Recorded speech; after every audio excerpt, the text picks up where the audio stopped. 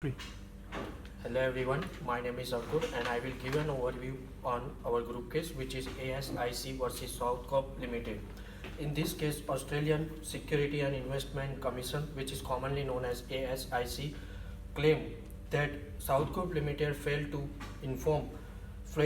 notify the Australian Stock Exchange about the impact of its 2000 vintage wines, due to which the company suffered a great loss and it reduced its sales.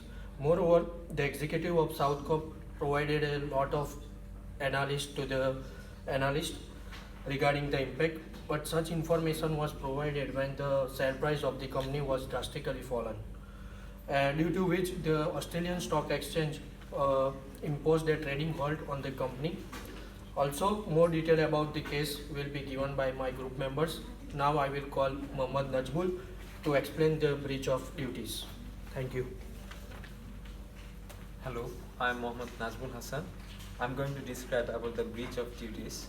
The plaintiff said that the defendant has violated subsections 674 of clause 2 of the Corporation Act 2001, which has been held on 18th and 19th April in 2002, as it failed to inform Australian Stock Exchange about a mail that has been sent on 18th April to the stock market analyst.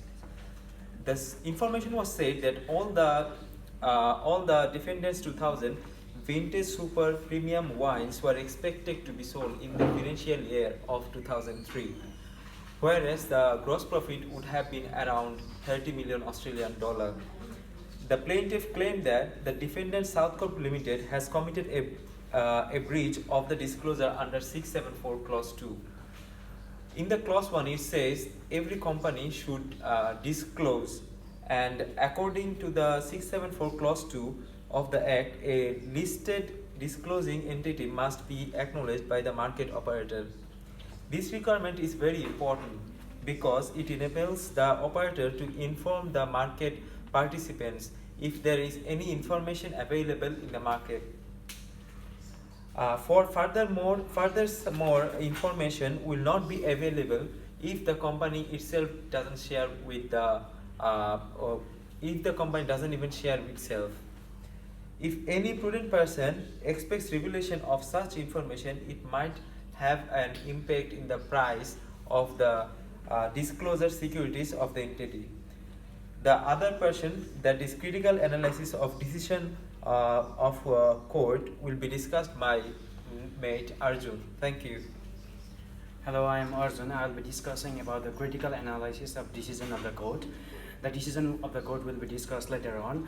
At first, at the time of legal action was brought against the company Southcrop, it was a listed disclosing entity under ASX.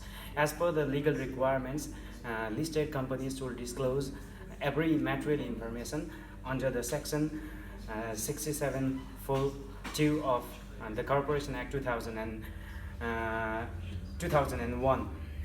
So it was a non-compliance of the disclosure of material information associated with 2000 vintage wines, but the defendant claimed that it was just the general information and they were allowed to do so under the exceptions allowed by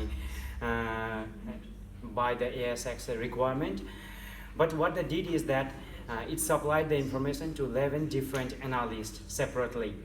Those information was provided to 11 different analysts separately, and later on, in due course of the court queries, it agreed that the sales impact was material for their overall business positions, and they also agreed that they committed breach due to selective disclosure to 11 different business analysts. But the defendant that the company was not prepared to know the impact of the sales will be, because it was totally a prediction done by the management.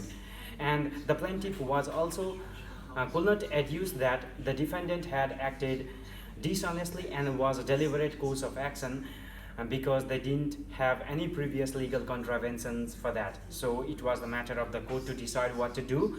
So the court had to consider whether the contravention of the defendant led to decline in the sales and subsequent decline in the market price of the company. But the court observed that the market price is totally unpredictable. In this situation, the court observed that the Southcrop provided deliberate information to selective group of people.